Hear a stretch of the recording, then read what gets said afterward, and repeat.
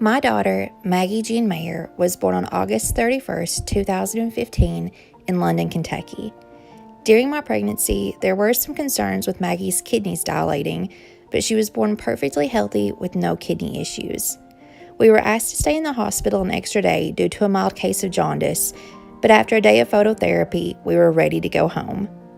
Before we left, our pediatrician came into the room and said that during her final checkup, she felt a hip click. She checked again and didn't feel it, but explained she would feel comfortable if we made a trip to Shriners just to err on the side of caution. This ended up being our first of many trips to Lexington. During Maggie's first appointment at Shriners, we met Dr. Iwinski. He conducted a thorough check of Maggie and explained that he did not find any issues with her hips, but advised us to come back when Maggie was 6 months old for a follow-up x-ray. During the first 6 months of Maggie's life, we attended all of our scheduled pediatric appointments. Maggie was meeting all of her milestones, and she never displayed any symptoms or issues with her hips. My husband and I naively took this as an indicator that there was no reason to go through with the x-ray and did not schedule a follow-up appointment with Shriners. As the months passed, Maggie continued to flourish with no indications of any issues. However, one afternoon, Maggie became extremely lethargic. After a quick trip to the emergency room for an examination, the anomaly of the lethargy could not be explained. However, the x-ray technician made the comment, "You know she has scoliosis, right?" "No," I said, shocked by the statement. He showed me the x-ray and I instantly scheduled an appointment with our pediatrician. She reviewed the x-rays and immediately referred us back to Shriners. We made our second trip to Shriners, where Maggie was formally diagnosed with infantile scoliosis. Dr. Iwinski explained that Maggie's curve was around 30 degrees, that we were lucky to have caught it so early, and that the next step for Maggie would be a series of Mehta casts. We were told that Maggie would need to have an MRI completed first to rule out any additional conditions, and then she would be scheduled for her first Mehta cast.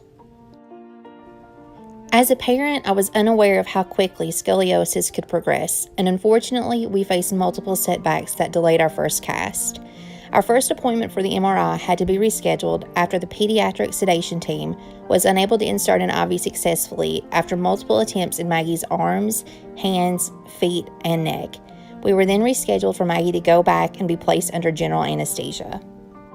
It took a few weeks to get the results, but once they were ready, we were told there was a possibility that Maggie had bronchopulmonary dysplasia, as one lung appeared to be underdeveloped.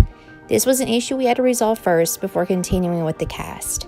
Luckily, after visiting a pulmonologist at UK, we were told that he felt the MRI was compromised due to intubation, and a second MRI would need to be completed to verify the state of Maggie's lungs. After another MRI was conducted, we were given the green light to move ahead with casting.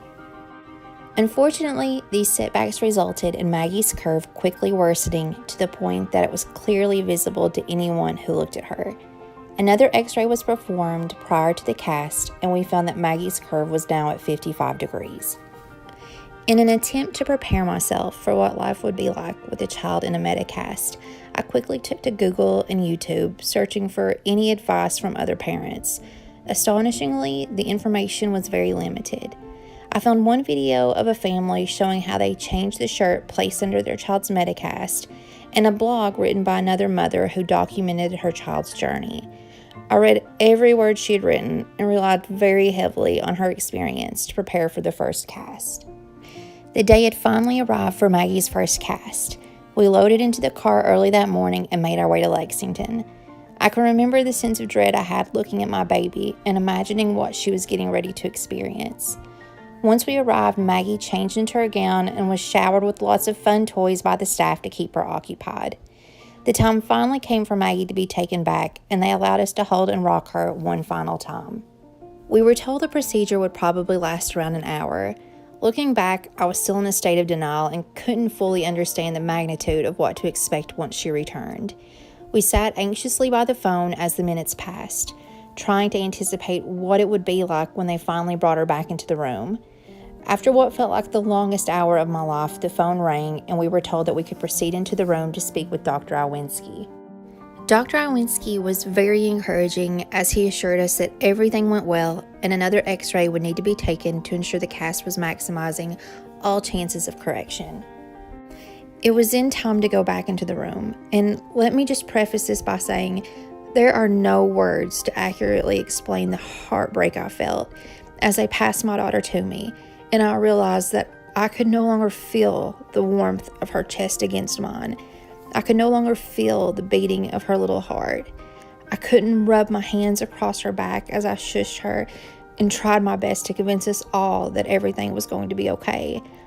It was as if every ounce of joy you feel when you hold your child had been replaced by a heavy, cold, damp cast.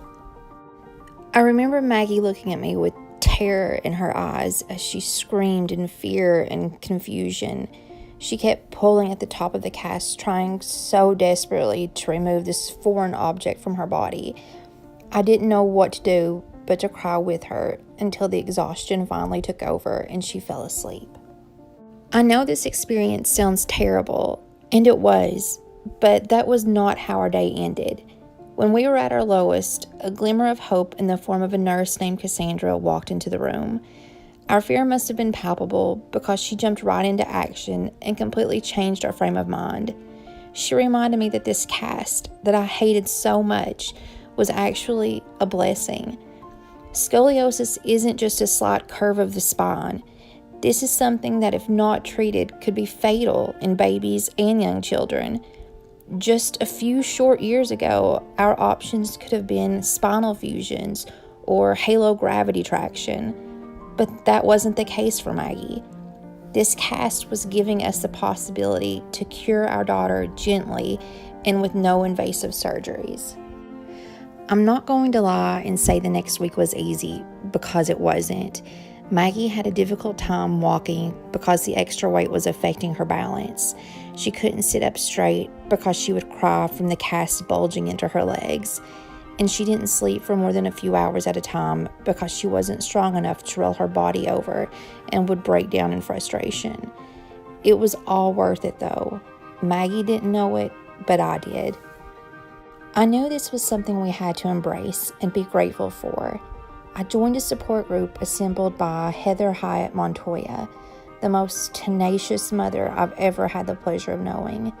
She lost her own daughter, Olivia, who was Dr. Mehta's first American patient, due to complications from scoliosis. I realized how frantically she must have researched to find this treatment, how hard she fought to raise money to bring Dr. Mehta to the United States, and how much she cared to continue supporting families just like ours after realizing the treatment didn't come in time for her own child. Now equipped with the knowledge I had gained from this incredible group of parents, the support I had from the caring staff at Shriners, and the faith I had in my daughter's resiliency, I was ready to take on this new way of life. Washing her hair over the sink and sponge bathing her body became our new normal. Figuring out that we could stick ultra-thin panty liners to the back inside section of her cast to absorb the unwanted debris that her diaper didn't catch became a significant accomplishment. And watching our daughter grow stronger and begin thriving in her cast was our saving grace. The weeks flew by. It seemed as though each time a cast was put on, 8 weeks had already passed and it was time for the next. Maggie was getting older and started looking forward to our trips to pick out decorative tape to make her cast look pretty. She would call herself Superhero Maggie because she thought the cast was a shield. And the best part was that with each trip to Shriners, we were seeing results. The x-rays didn't lie, and the Mehta casts were slowly but surely healing our daughter. After 1 year and 6 casts, Maggie's curve was measuring below 10 degrees. We're now in the bracing process, and trust me when I say Maggie is living her best life. She's in gymnastics, ballet, and absolutely loves to swim. I often think back to her days in the cast, and I can't help to become overcome with emotion, as I will never truly be able to thank Dr. Mehta, Dr. Iwinski, and the amazing team at Shriners who have dedicated their lives to giving hope to families like mine. Thank you. Bye.